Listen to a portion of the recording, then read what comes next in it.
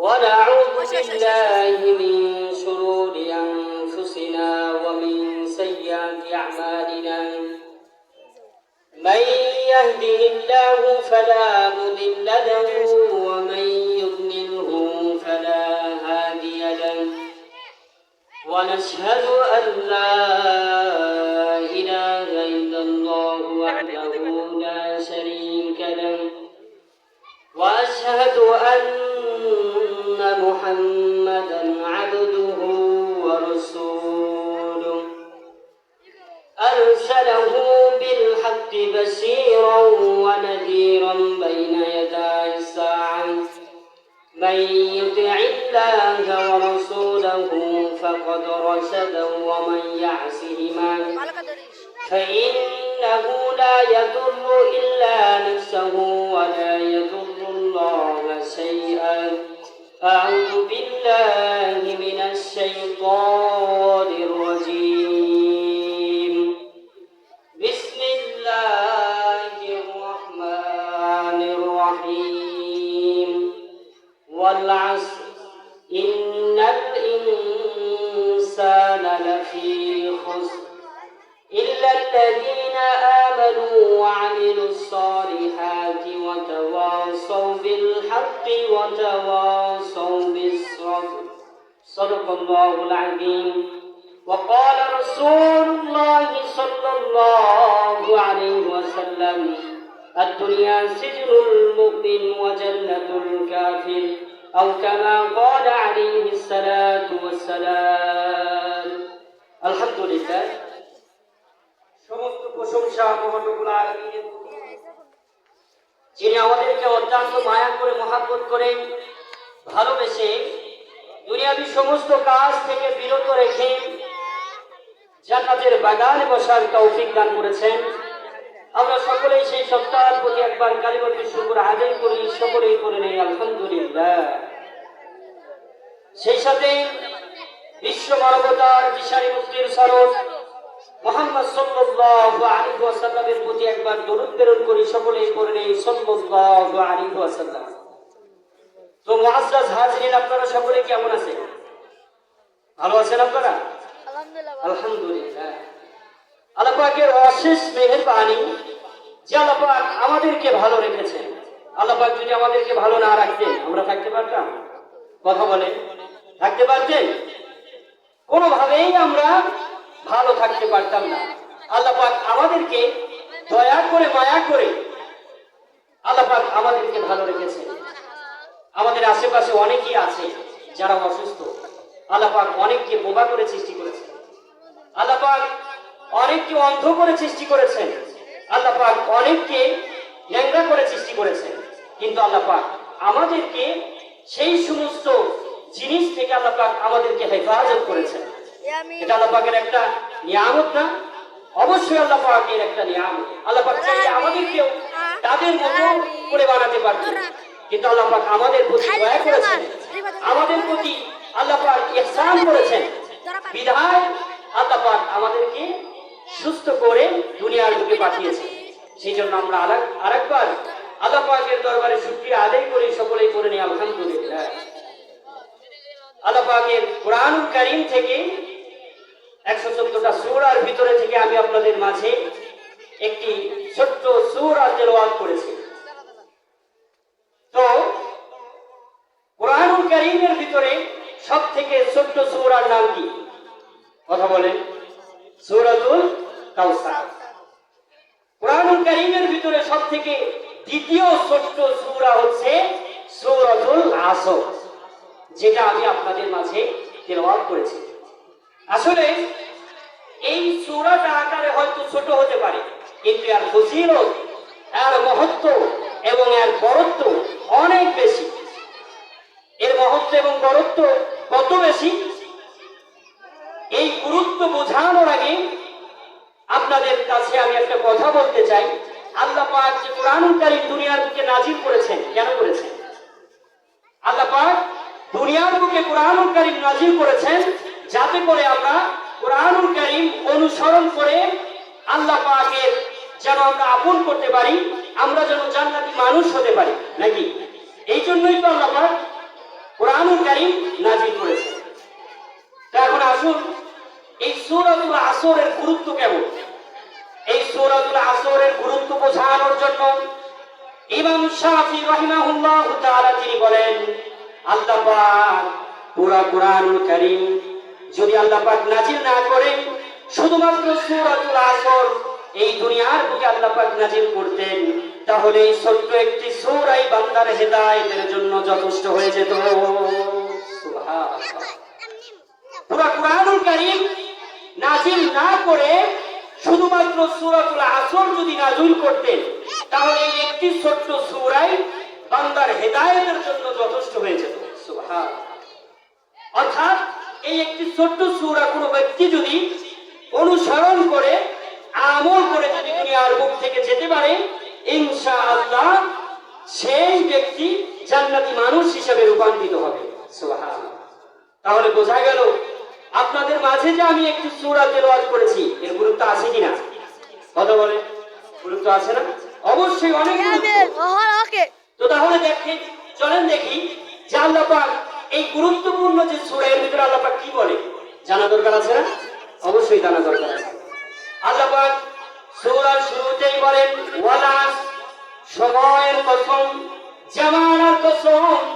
আল্লাহ পাক শুরুতেই এই সূরার প্রথমে কসম খেলেন। এখন কথা হচ্ছে যে কসম যে আল্লাহ পাক খেলেন, কেন খেলেন? আল্লাহ পাক যে কসম খেলেন, আমাদের এই বিষয়টি ক্লিয়ার করতে হবে। দুনিয়ার বুকে আমরা যখন কসম খাই, কেন খাই? দুনিয়ার বুকে আমরা অনেক কসম খেয়ে থাকি। যেরকম আমরা বলে থাকি কোনো কথা সত্যায়ন করার জন্য, আমরা বলি মায়ের দুধের কসম, মায়ের মাথার কসম, অনেক কসম খেয়ে থাকি। কেন করি? কথা বলে, দুনিয়ার বুকে কেন কসম খাই আমরা? একটা কথা সত্যায়ন করার জন্য। একজন মানুষকে আপনি একটা কথা বলেছেন, কিন্তু সেই ব্যক্তি কথা বিশ্বাস করছে না। এই বিশ্বাস করানোর জন্য আমরা কি করে থাকি? কসম খেয়ে থাকি। এই কথাকে সত্যায়ন করার জন্য আমরা কসম খেয়ে থাকি। তো আল্লাহ পাক যে কসম খেলেন, আল্লাহ পাকের কি কথা সত্যায়ন করার কোনো দরকার আছে? আল্লাহ পাকের তো কথা সত্যায়ন করার কোনো দরকার নাই, কারণ আল্লাহ পাক হচ্ছেন মহাসত্যবাদী। আল্লাহ পাক কোরআনুল কারীমের ভিতরে বলেন, ওয়ামান আসদাকু মিনাল্লাহি হাদিসা, আমি হচ্ছে সবথেকে আমি হচ্ছে সবথেকে সত্যবাদী, আমি হচ্ছে মহাসত্যবাদী। তাহলে আল্লাহ পাক যে কসম খেলেন, কেন খেলেন? আমাদের বুঝতে হবে আল্লাহ পাক কোরআনুল কারীমের ভিতরে যে সমস্ত জায়গায় কসম খেয়েছেন, আল্লাহ পাক কসম খেয়ে বলেন, হে আমার দুনিয়াবাসী বান্দারা, হে আমার বান্দারা, তোমরা জেনে রাখো, আমি আল্লাহ যখন কসম খাই, কসম খেয়ে যে কথাটি বলি, সেই কথাটি হচ্ছে খুবই গুরুত্বপূর্ণ। অর্থাৎ আল্লাহ পাক কসম যখন খান, কসম খাওয়ার পর এটা বুঝায়, আল্লাহ পাক কসম খেয়ে এটা বুঝায় যে বান্দা, পরবর্তী যে কথা আমি বলছি এটা খুবই গুরুত্বপূর্ণ কথা। তাহলে আল্লাহ পাকের কসম খাওয়ার উদ্দেশ্য হচ্ছে কথাকে গুরুত্ব বোঝানোর জন্য, সত্যায়ন করার জন্য না। বুঝতে পেরেছেন? কথাকে গুরুত্ব বোঝানোর জন্য। তো আল্লাহ পাক সূরার প্রথমেই কসম খেলেন। কসম খেয়ে আল্লাহ পাক কি বলেন? আল্লাহ পাক পরবর্তীতে বলেন, ইন্নাল ইনসানা লাফি খুসর, যে দুনিয়ার সমস্ত মানুষ ক্ষতির মধ্যে রয়েছে। দুনিয়ার সমস্ত মানুষ ক্ষতিগ্রস্ত, তারা ক্ষতির ভিতরে রয়েছে। আল্লাহ পাক এখানে কোন জাতিকে নির্দিষ্ট করে বলেন নাই ইন্নাল কাফিরুনা লাফি খুসর, কাফেরেরা ক্ষতিগ্রস্ত, ইহুদিরা ক্ষতিগ্রস্ত, এরকম কথা বলে নাই। আল্লাহ পাক কি বলেছেন? ইন্নাল ইনসানা লাফি খুসর, সমস্ত মানুষ ক্ষতিগ্রস্ত। তাহলে এই মানুষের ভিতরে মুসলমানেরা আছে কিনা বলেন? আপনারা আমরা আছি, আমরাও এই ক্ষতির ভিতরে আছি। কিন্তু এই ক্ষতি থেকে আমাদের বাঁচতে হবে না? বাঁচার উপায় আল্লাহ পাক বলে দিয়েছেন। আল্লাহ পাক পরবর্তী আয়াতের ভিতরে বলেন, ইস্তেসনা করে বলেন, হে আমার বান্দারা, তোমরা যদি ক্ষতি থেকে বাঁচতে চাও তাহলে তোমরা শোনো, আমি তোমাদেরকে উপায় বলে দিচ্ছি। আল্লাহ পাক কোরআনুল কারীমের ভিতরে বলেন, ইল্লাল্লাযীনা আমানু ওয়া আমিলুস সালিহাত ওয়া তাওয়াসাউ বিল হাক্কি ওয়া তাওয়াসাউ বিস সাবর। হে দুনিয়ার মানুষ, তোমরা শুনে রাখো, তোমরা যদি চারটি গুণে গুণান্বিত হতে পারো, তোমরা যদি তোমাদের ভিতরে চারটি গুণ আনতে পারো, তাহলে আমি যে বলেছি সমস্ত মানুষ ক্ষতিগ্রস্ত, এই ক্ষতির মধ্যে তোমরা থাকবে না। তাহলে আমরা ক্ষতি থেকে বাঁচতে চাই কিনা বলে? আপনারা ক্ষতি থেকে বাঁচতে চান না? অবশ্যই আমরা ক্ষতি থেকে বাঁচতে চাই। তাহলে কি করলে আমরা ক্ষতি থেকে বাঁচবো, এই বিষয়টা জানা দরকার আছে না? অবশ্যই আমাদের জানা দরকার আছে। তাহলে কথাগুলো মনোযোগ দিয়ে শুনতে হবে, উদাসীন ভাবে শুনবে। কথা বলেন, মনোযোগ সহকারে শুনতে হবে, যেহেতু আমরা সকলেই ক্ষতি থেকে বাঁচতে চাই। যদি আমরা ক্ষতি থেকে বাঁচতে চাই, তাহলে আমাদের এক নাম্বার কাজ হচ্ছে, যেটা আল্লাহ পাক বলে দিচ্ছেন, ইল্লাল্লাযীনা আমানু, তোমাদেরকে ঈমান আনতে হবে। আল্লাহ পাক বলেন, যারা ঈমান আনবে তারা এই ক্ষতির ভিতর থেকে বাহিরে থাকবে, তারা এই ক্ষতির ভিতরে নাই। তাহলে এক নাম্বার জানতে পারলাম যে আমাদেরকে ঈমান আনতে হবে। ঈমান আনা শব্দটা হচ্ছে আম, ব্যাপক আকার ধারণ করে। তা এখন ঈমান যে আমরা আনয়ন করব, ঈমান যে আনবো, কেমন ঈমান আনবো? কচুর পাতার ভিতরে পানি দিলে কেমন করে পানি? দোল খেলে না? দেখেন না আপনারা, যখন বৃষ্টি নামে কিছু পানি কচুর পাতার উপরে থাকে, একটু যখন বাতাস হয় এদিকে ওদিকে কি করে? দোল খেলে। কি খেলে? এদিকে ওদিকে দোল খেলে। ওরকম ঈমান আনলে চলবে না? কেমন ঈমান আনার কথা আল্লাহ পাক বলেছেন, এটা জানা দরকার আছে না? অবশ্যই আমাদের জানা দরকার আছে। কেমন ঈমান আনতে হবে এই বিষয়ে বুখারী শরীফের হাদিসের ভিতরে এসেছে, ফিরআউন নামে একজন ব্যক্তি ছিল, চেনেন আপনারা? চেনেন? ফিরআউন নামে যে একজন ব্যক্তি ছিল, চেনেন আপনারা? দেখেছেন কখনো? হাট বাজারে দেখা হয়েছে? কিভাবে চেনেন? এই ফিরআউন এমন মানব ছিল, এমন নিকৃষ্ট মানুষ ছিল, আমরা তাকে দেখি নাই, আমরা তার নাম শুনেছি। আল্লাহ পাক তাকে এত লাঞ্ছিত করেছেন, এত অপমানিত করেছেন, দুনিয়ার শুরু লগ্ন থেকে শেষ পর্যন্ত যত মানুষ আসবে সমস্ত মানুষ ওই ফিরআউন নামের আপনার মানুষটাকে চিনবে। ফিরআউন নামের মানুষটাকে অটোমেটিক মানুষ জানবে যে দুনিয়ার বুকে একজন মানুষ ছিল, যে ছিল ফিরআউন, সে আল্লাহর নাফরমানি করত, এটা অটোমেটিক জানবে। আল্লাহ পাক তাকে এত লাঞ্ছিত করেছেন, এত অপমানিত করেছেন। দুনিয়ার বুকে আমাদের যখন সন্তান হয়, আপনাদের আমাদের যখন সন্তান হয়, দুনিয়ার কোন মানুষকে যদি আপনি বলেন, হে ভাই, হে আব্দুর রহমান, তোমাকে আমি 1 লক্ষ টাকা দেব, তোমাকে আমি 1 বিঘা জমি লিখে দেব, তুমি তোমার সন্তানের নাম ফিরআউন রাখো, রাখবেন আপনারা? রাখবেন? কেন রাখবেন না? তার নামের ভিতরে এমন কি রয়েছে যার জন্য আপনারা রাখবেন না? এই নামের ভিতরে আল্লাহ পাক এত ঘৃণা সৃষ্টি করে দিয়েছেন, এত তাকে লাঞ্ছিত করেছেন। আল্লাহ পাক এই ব্যক্তির যে আল্লাহ পাক যে এত নাফরমানি করেছেন, এই ব্যক্তি এত ঘৃণিত যে দুনিয়ার যত মানুষ আসবেন সমস্ত মানুষের অন্তরের ভিতরে এই ব্যক্তির ঘৃণা আল্লাহ পাক সৃষ্টি করে দিবেন। তো কথা হচ্ছে যে ফিরআউন নামে একজন ব্যক্তি ছিল, এই ফিরআউনের বাড়ি এক দাসী ছিল, সে ফিরআউনের বাড়ি কাজকর্ম করত। এই ফিরআউনের বাড়ির দাসী একদিন ফিরআউনের মেয়ের চুল আশ্রয় নিতেছিল। চুল আশ্রাতে আশ্রাতে এক পর্যায়ে চিরুনিটা মাটিতে পড়ে যায়। মাটিতে পড়ে যাওয়ার সাথে সাথে এই দাসী বিসমিল্লাহির রহমানির রহিম বলে চিরুনিটা উত্তোলন করে, চিরুনিটা তোলে। যখন তিনি আল্লাহ পাকের নামে চিরুনিটা তোলার সাথে সাথেই ফিরআউনের মেয়ে বলে, ওগো দাসী, তুমি কোন রবের নামে তুমি চিরুনি তুললা, তুমি বলো।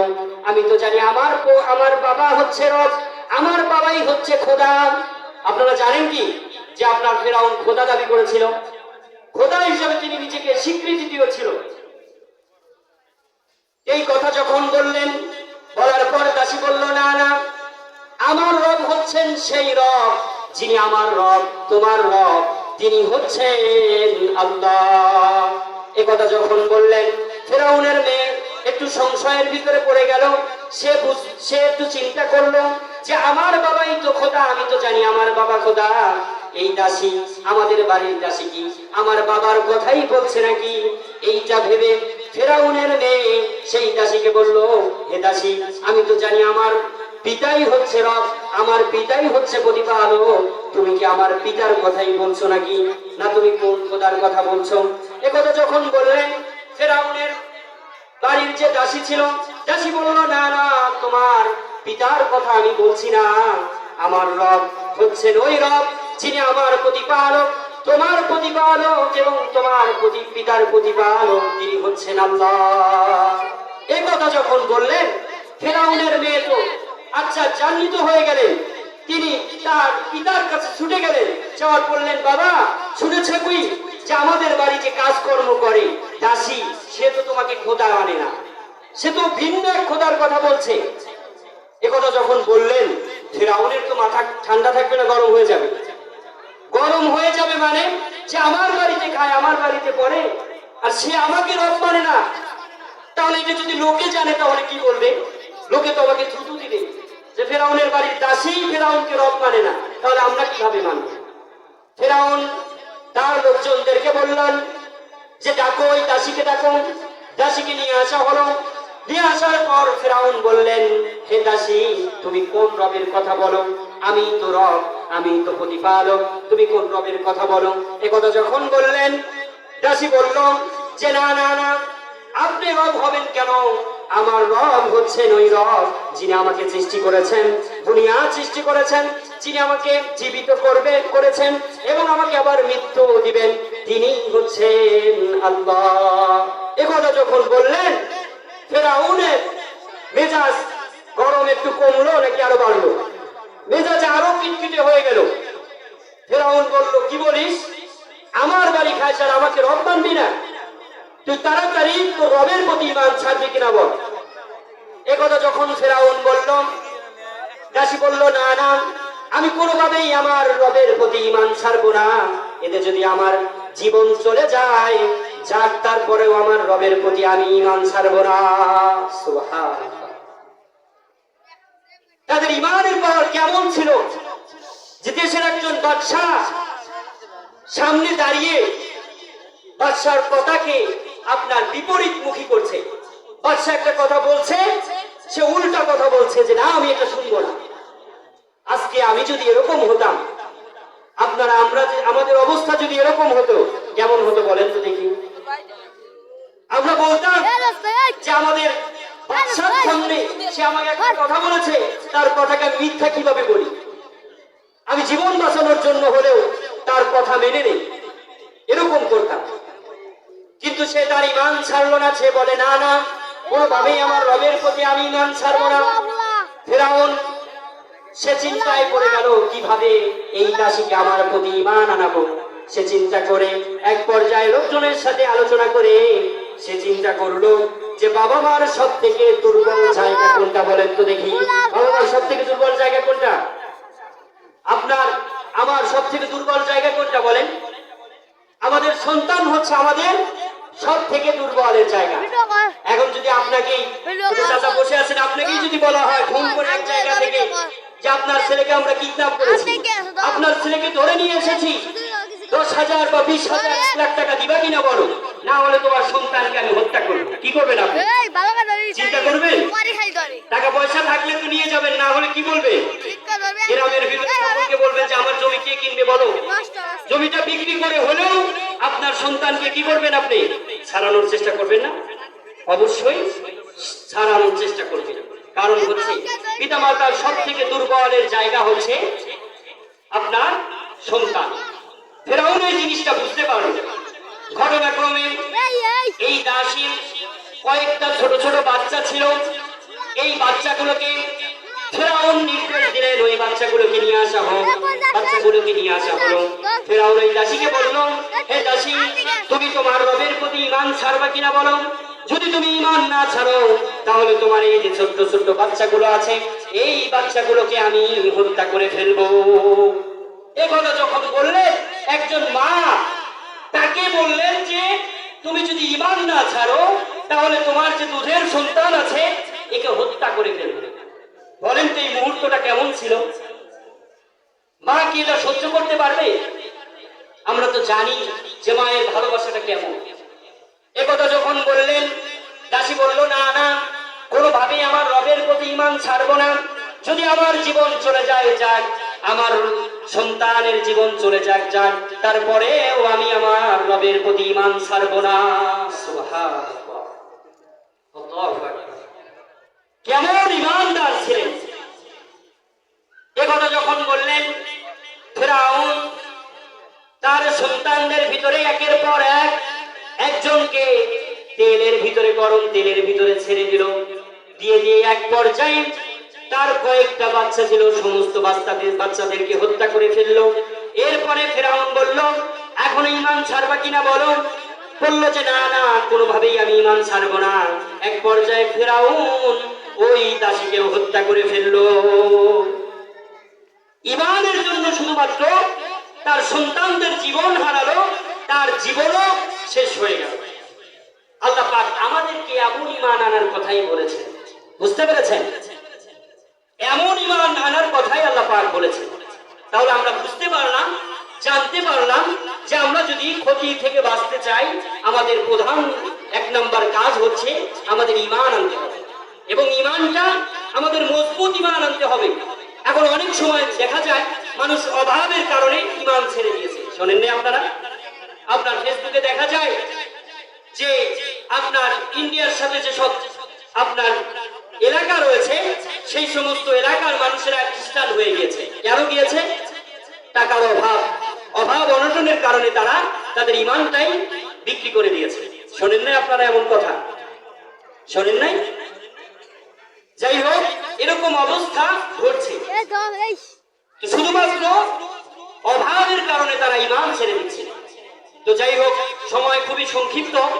তো আমরা যদি ক্ষতি থেকে বাঁচতে চাই, তাহলে আমাদের এক নম্বর কাজ হচ্ছে আমাদের ঈমান আনতে হবে, এবং ঈমানটাকে মজবুত ভাবে ঈমান আনতে হবে, মজবুত ভাবে আনতে হবে। বুঝতে পেরেছেন? দ্বিতীয় নম্বর কাজ হচ্ছে আল্লাহ পাক বলেন ইল্লাল্লাযীনা আমানু, আল্লাহ পাক বলেন ওয়া আমিলুস সলিহাত। তোমরা যদি ক্ষতি থেকে বাঁচতে চাও, তাহলে দ্বিতীয় নম্বর তোমাদের যে গুণটি অর্জন করতে হবে সেটা হচ্ছে তোমাদেরকে নেক আমল করতে হবে। কি করতে হবে? নেক আমল করতে হবে। এই নেক আমলটা হচ্ছে আম। এখন আমরা শুধু নেক আমল বলতে নামাজ, রোজা, হজ, যাকাত এটুকুই বুঝি নাকি? হ্যাঁ, নেক আমল আপনি একজন মুসলিম অপর একজন মুসলিমের সাথে ভালো আচরণ করবেন, এটাও কি নেক আমলের অন্তর্ভুক্ত। আপনি সন্তান আপনার পিতা মাতার সাথে সদ্ব্যবহার করবেন, ভালো আচরণ করবেন, এটাও কি নেক আমল। বুঝতে পেরেছেন? এখন বর্তমান জামানায় এই বিষয়টি খুবই আপনার দেখা যাচ্ছে যে প্রত্যেকটা আপনার 100 জন মানুষকে যদি একত্র করা হয়, 100 জন বাপকে যদি একত্র করা হয়, এই 100 জন বাপের ভিতরে 80 থেকে 90% আপনার বাপেরা বলবে, তাকে যদি জিজ্ঞাসা করেন যে তোমার সন্তান কেমন, তোমার কথা শোনে, তোমার কি যে হক রয়েছে সেটা কি পালন করে, 80 থেকে 90 ভাগ, অর্থাৎ 80 থেকে 90 জন বাপ বলবে যে না, আমার সন্তান আমার কথা শোনে না। আছে কিনা বলে? এটা ধীরে ধীরে কিন্তু ব্যাপক আকার ধারণ করছে, ধীরে ধীরে এর সংখ্যা বেড়েই যাচ্ছে। কিন্তু আমরা যারা সন্তানেরা আছি তাদের উদ্দেশ্যে বলতে চাই, পিতা মাতার সাথে আপনার পিতা মাতার যে হকগুলো রয়েছে সেগুলো অবশ্যই আদায় করতে হবে। এটা অনেক বড় একটা নেক আমল। আপনি যতই আমল করেন, আল্লাহর হাবিব সাল্লাল্লাহু আলাইহি ওয়াসাল্লাম হাদিসের ভিতরে বলেন, তোমার পিতা মাতা যদি সন্তুষ্ট থাকে তাহলে আল্লাহ পাক তোমার প্রতি সন্তুষ্ট থাকবে, আর তোমার পিতা মাতা যদি তোমার অসন্তুষ্ট থাকে তোমার প্রতি, তাহলে আল্লাহ পাক তোমার প্রতি অসন্তুষ্ট থাকবে। তাহলে পিতা মাতার সাথে আল্লাহ পাকের একটা সংযোগ রয়েছে। পিতা মাতা যদি অসন্তুষ্ট থাকে তাহলে আপনার আল্লাহ পাক অসন্তুষ্ট থাকবে, আর পিতা মাতা যদি সন্তুষ্ট থাকে তাহলে আল্লাহ পাকও সন্তুষ্ট থাকবে। বুঝতে পেরেছেন? সেই জন্য সেই সমস্ত যুবক ভাইদেরকে বলবো, সেই সমস্ত সন্তানদেরকে বলবো, তোমরা যতই আমল করো, যতই যা করো না কেন, যদি তোমার পিতা মাতা তোমার প্রতি অসন্তুষ্ট থাকে, তাহলে তুমি জেনে রাখো, তুমি লিখে নিও বা তুমি জেনে রাখো যে তোমার ঠিকানা জাহান্নামে হবে। নাউজুবিল্লাহ। কেননা আল্লাহর হাবিব সাল্লাল্লাহু আলাইহি ওয়াসাল্লামের সাহাবায়ে কেরাম যাদের ব্যাপারে আল্লাহ পাক কুরআনুল কারীমের ভিতরে বলেন রাদিয়াল্লাহু আনহুম ওয়া রাদওয়ান, আমি তাদের প্রতি সন্তুষ্ট, তারাও আমার প্রতি সন্তুষ্ট। আল্লাহ পাক যাদের ব্যাপারে বলেন সাহাবায়ে কেরাম কেমন ছিলেন, একজন সাহাবায়ে কেরামের আমলকে যদি এক পাল্লায় রাখা হয় এবং দুনিয়ার শুরু থেকে নিয়ে শেষ পর্যন্ত যত মানুষ আসবে সমস্ত মানুষের আমলকে যদি অপর পাল্লায় রাখা হয় সাহাবায়ে কেরামের আমলের পাল্লাই ভারী হয়ে যাবে। সুবহানাল্লাহ। এই আল্লাহর হাবিব সাল্লাল্লাহু আলাইহি ওয়াসাল্লামের সাহাবীদের মধ্য থেকে একজন সাহাবী হযরত আলকামা রাদিয়াল্লাহু তাআলা আনহু, যে কিনা মায়ের সাথে একটু খারাপ আচরণ করার কারণে, মায়ের কথার সাথে একটু কথা সংঘর্ষ হওয়ার কারণে তার অবস্থা কেমন হয়েছিল। হযরত আলকামা রাদিয়াল্লাহু তাআলা আনহু যখন তার মৃত্যু সন্নিকটে চলে এসেছে, যখন তার মৃত্যু হয়ে যাবে এমন ভাব, এমন অবস্থায় হযরত আলকামা রাদিয়াল্লাহু তাআলা আনহুর মুখ থেকে কালেমা নসিব হচ্ছে না। এই অবস্থা দেখে সাহাবায়ে কেরাম পেরেশান হয়ে গেলেন, কি ব্যাপার, আলকামার মুখ দিয়ে কেন কালেমা নসিব হচ্ছে না? সে তো একজন সাহাবী, সে তো আল্লাহর হাবিব সাল্লাল্লাহু আলাইহি ওয়াসাল্লামের একজন সাহাবী, কেন তার মুখ দিয়ে কালেমা নসিব হচ্ছে না? সাহাবায়ে কেরাম পেরেশান হয়ে গেলেন। এক পর্যায়ে আল্লাহর হাবিব সাল্লাল্লাহু আলাইহি ওয়াসাল্লামের কাছে খবর পাঠালেন।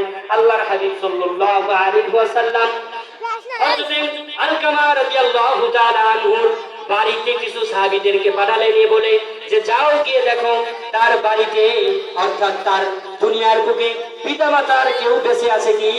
সাহাবায়ে কেরাম হযরত আলকামা রাদিয়াল্লাহু তাআলা আনহুর বাড়িতে চলে গেলেন। গিয়ে দেখলেন হযরত আলকামা রাদিয়াল্লাহু তাআলা আনহুর মাতা দুনিয়ার বুকে বেঁচে আছেন, মা দুনিয়ার বুকে বেঁচে আছেন। এই খবর আল্লাহর হাবিব সাল্লাল্লাহু আলাইহি ওয়াসাল্লামের কাছে দিলেন। আল্লাহর হাবিব সাল্লাল্লাহু আলাইহি ওয়াসাল্লামের বোঝার আর বাকি রইল না যে আলকামা, হযরত আলকামা রাদিয়াল্লাহু তাআলা আনহুর কেন কালিমা নসিব হচ্ছে না।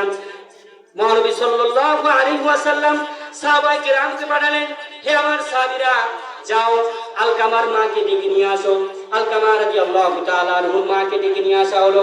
আনার পর আল্লাহর হাবিব সাল্লাল্লাহু আলাইহি ওয়াসাল্লাম হযরত আলকামা রাদিয়াল্লাহু তাআলা আনহুর মাকে বললেন, হে আলকামার মা, তোমার আলকামা তোমার কাছে কেমন ছিল? তখন এই কথার উত্তরে হযরত আলকামা রাদিয়াল্লাহু তাআলা আনহুর মা বললেন, আমার সন্তান আমার থেকে তার বউকে বেশি প্রাধান্য দিত। এই কথা যখন বললেন আল্লাহর হাবিব সাল্লাল্লাহু আলাইহি ওয়াসাল্লামের বিষয়টা স্পষ্ট হয়ে গেল যে আলকামার মুখে কেন কালেমা নসিব হচ্ছে। আল্লাহর হাবিব সাল্লাল্লাহু আলাইহি ওয়াসাল্লাম হযরত আলকামা রাদিয়াল্লাহু তাআলা আনহুর মাকে বললেন, হে আলকামার মা, তুমি তোমার সন্তানকে ক্ষমা করে দাও, তুমি তোমার সন্তানকে মাফ করে দাও। এই কথা যখন আল্লাহর হাবিব সাল্লাল্লাহু আলাইহি ওয়াসাল্লাম বললেন, হযরত আলকামা রাদিয়াল্লাহু তাআলা আনহুর মা বললেন, না না, আমি আমার সন্তানকে ক্ষমা করব না। এই কথা যখন বললেন হযরত আলকামা রাদিয়াল্লাহু তাআলা আনহুর মা যখন এই কথা বললেন, আল্লাহর হাবিব সাল্লাল্লাহু আলাইহি ওয়াসাল্লাম সাহাবায়ে কেরামকে ডেকে বললেন, হে আমার সাহাবীরা, কিছু লাকড়ি নিয়ে আসো। লাকড়ি নিয়ে আসা হলো। আসার পর আল্লাহর হাবিব সাল্লাল্লাহু আলাইহি ওয়াসাল্লাম সাহাবায়ে কেরামকে বললেন, আগুন জ্বালাও। আগুন জ্বালানো হলো। হযরত আলকামা রাদিয়াল্লাহু তাআলা আনহুর মাকে মহানবী সাল্লাল্লাহু আলাইহি ওয়াসাল্লাম বললেন, হে আলকামার মা, তুমি যেহেতু তোমার সন্তানকে ক্ষমা করছো না, তাহলে আমি তোমার সন্তানকে এই আগুনের ভিতরে ফেলে দেই। কেননা তুমি যদি মাফ না করো তাহলে এই দুনিয়ার আগুন থেকে সে তো বেঁচে যাবে, কিন্তু আল্লাহ পাক তাকে হাসরের ময়দানে জাহান্নামের ভিতরে নিক্ষেপ করবে। নাউজুবিল্লাহ।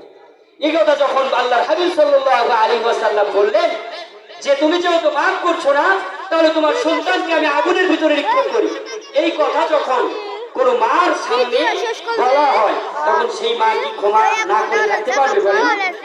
দুনিয়ার মা হচ্ছে এমন জিনিস, আপনি যতই ভুল করেন না কেন, যতই অপরাধ করেন না কেন, অপরাধ করার পর মার যদি হাতটা ধরে, পাটা ধরে এবং বিনয়ের সাথে যদি আপনার মাকে বলেন, ওগো মা, আমি ভুল করেছি, আপনি আমাকে ক্ষমা করে দেন, আমি ভুল বুঝতে পেরেছি, দেখবেন যে আপনার মা আপনাকে ক্ষমা না করে পারবে না। পারবে? থাকতে পারবে? কোনোভাবেই থাকতে পারবে না। ক্ষমা অবশ্যই করবে। আল্লাহর হাবিব সাল্লাল্লাহু আলাইহি ওয়াসাল্লাম যখন বললেন যে যেহেতু তুমি ক্ষমা করছো না, তাহলে তাকে আমি আগুনের ভিতরে নিক্ষেপ করি। এই কথা যখন আল্লাহর হাবিব সাল্লাল্লাহু আলাইহি ওয়াসাল্লাম বললেন, হযরত আলকামা রাদিয়াল্লাহু তাআলা আনহু মা বললেন, আমি আমার সন্তানকে ক্ষমা করে দিলাম।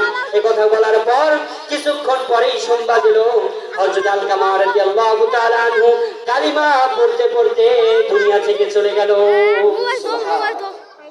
তাহলে ঘটনা বলার দ্বারা আপনাদেরকে এটাই বোঝাতে চেয়েছি আমি যে পিতা মাতার সাথে খারাপ আচরণ করলে আপনি যতই বড় নেককার হন না কেন, যত বড় আল্লাহওয়ালা হন না কেন, কেননা সাহাবায়ে কেরাম যারাই মায়ের সাথে একটু খারাপ আচরণ করার কারণে তাদেরই মৃত্যুর সময় কালেমা নসিব হচ্ছিল না। আপনি আমি কি বুঝেন নাই? সেই জন্য বাবা মার সাথে ভালো আচরণ করতে হবে। এই বাবা মা আপনার দুনিয়া আসার মাধ্যম। এই বাবা মাকে কিভাবে কষ্ট দেয়, এই বাবা মাকে কিভাবে আমরা কষ্ট দেই? কোনোভাবেই বাবা মাকে কষ্ট দেওয়া যাবে না। বুঝতে পেরেছেন? তাহলে আমরা যদি ক্ষতি থেকে বাঁচতে চাই, দ্বিতীয় নাম্বার বিষয়টি বললাম যে আমাদের নেক আমল করতে হবে। বুঝতে পেরেছেন? আর তৃতীয় এবং চতুর্থ নাম্বার বিষয় হচ্ছে, সময় খুবই অল্প, সংক্ষিপ্ত ভাবে বলছি যে আমি যে চারটি বিষয় বলেছিলাম ক্ষতি থেকে বাঁচার, তার এক নাম্বার হচ্ছে ঈমান আনতে হবে, দ্বিতীয় নাম্বার হচ্ছে আপনার নেক আমল করতে হবে, সমস্ত নেক আমল। বুঝতে পেরেছেন? তৃতীয় নাম্বার হচ্ছে সদা সর্বদা আপনার সত্যের উপদেশ দিতে হবে। অর্থাৎ আপনি শুধু নেক আমল করলেন এটা হবে না, আপনার প্রতিবেশী একজন নেক আমল করছে না, তাকে আপনাকে নেক আমলের উপদেশ দিতে হবে। আপনি নামাজ পড়তে এসেছেন, তাকেও নামাজ পড়তে আসার জন্য তাকেও আপনার ডাকতে হবে। যদি না ডাকেন, আপনারা সকলে একটা বড় ইসরায়েলের ঘটনা শুনেছেন যে আল্লাহ পাক একজন ব্যক্তি ছিল যে কিনা শুধুমাত্র নিজে নেক আমল করত। আল্লাহ পাক ওই জাতিকে ধ্বংস করার জন্য ফেরেশতা পাঠিয়েছিলেন। ফেরেশতারা এই জাতির কাছে এসে দেখলো একজন ব্যক্তি ভালো আছে। আল্লাহ পাকের কাছে বললেন, আল্লাহ একজন ব্যক্তি তো ভালো আছে। আল্লাহ পাক বললেন, ওকে সহ তোমরা ওই জাতিকে ধ্বংস করে দাও। ফেরেশতারা জানার জন্য চেষ্টা করলেন। আল্লাহ পাক বললেন, ও শুধু নিজে বা নেক আমল করেছে, শুধুমাত্র নেক আমল তিনি শুধু নিজে করেছে, অন্য কেউ সে দাওয়াত দেয়নি। তাহলে বুঝতে পারলাম আমরা যদি ক্ষতি থেকে বাঁচতে চাই, তৃতীয় নাম্বার বিষয় হচ্ছে আমাদেরকে নেক আমলের উপদেশ দিতে হবে। চতুর্থ নাম্বার যে বিষয়টি সেটা হচ্ছে আমাদেরকে ধৈর্য ধারণের উপদেশ দিতে হবে। আমাদের দুনিয়ার বুকে অনেক সময় আমাদের বিপদ আপদ আসে। এই বিপদ আপদ আসলে আমাদেরকে নিজেদের ধৈর্য ধারণ করতে হবে এবং অপরকে ধৈর্য ধারণ করার উপদেশ দিতে হবে। বুঝতে পেরেছেন? তাহলে যদি আমরা ক্ষতি থেকে বাঁচতে চাই এবং ক্ষতি থেকে যদি আমরা বাঁচতে চাই, তাহলে আমাদের এই চারটি কাজ করতে হবে। ইনশাআল্লাহ আমরা যদি এই চারটি কাজ করতে পারি, তাহলে ইনশাআল্লাহ আশা করা যায় আমাদের ঠিকানা আল্লাহ পাক জান্নাতে করে দিবেন। বুঝতে পেরেছেন? সুবহানাল্লাহ। আল্লাহ পাক আমাদের সকলকে এই চারটি গুণে গুণান্বিত হওয়ার তৌফিক দান করুন। সকলে করেন আল্লাহু আমিন। ওয়া আখির দাওয়ানা আলহামদুলিল্লাহি রাব্বিল আলামিন। আসসালামু আলাইকুম ওয়া রাহমাতুল্লাহি ওয়া বারাকাতুহু।